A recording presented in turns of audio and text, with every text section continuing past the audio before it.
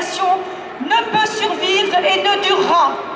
Aujourd'hui, cette marche est bien aux couleurs espagnoles, car nous voulons saluer l'audace du gouvernement espagnol et encourager l'Espagne à promouvoir cette loi dans toute l'Europe.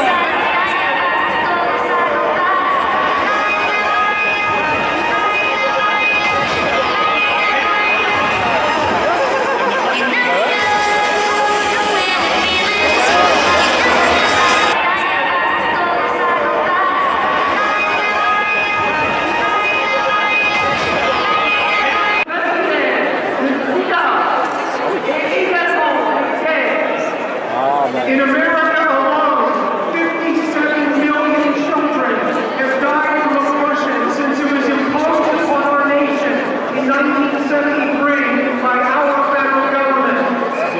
Dans les seuls États-Unis, l'avortement a été imposé au peuple par notre gouvernement. Nous avons compté 57.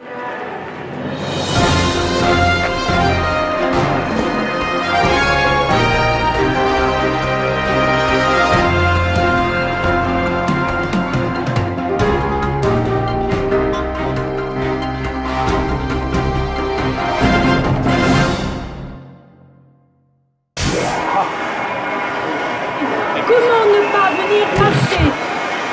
Si vous devez vous justifier face à ceux qui sont sceptiques quant à l'utilité de marcher pour la vie, chers amis, à l'instar de Raoul Follereau, nous ne pouvons vous donner que ce conseil. Dites-leur, riez sur l'avortement. Le nom de tous les enfants conçus, fragiles d'entre les fragiles, sans voix, en possession pourtant de talent et d'espérance, et qui ont le droit de grandir pour porter une parcelle de l'avenir. Au nom de toutes les personnes handicapées, éternellement fragiles,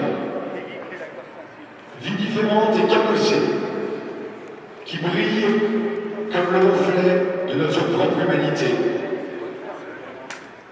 Au nom de toutes les femmes enceintes, fragiles, sous pression des uns ou des autres, en situation de détresse, et qui s'interrogent sur le mystère de la vie, et qui veulent de l'aide pour garder la beauté.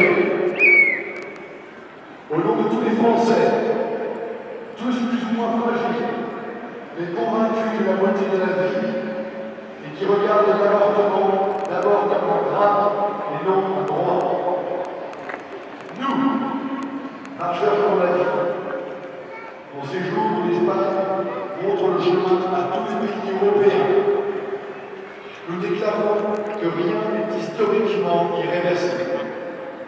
Nous déclarons qu'il est temps de mettre un terme aux avortements eugéniques, conduisant à des barbaries comme l'éradication des enfants trisomiques.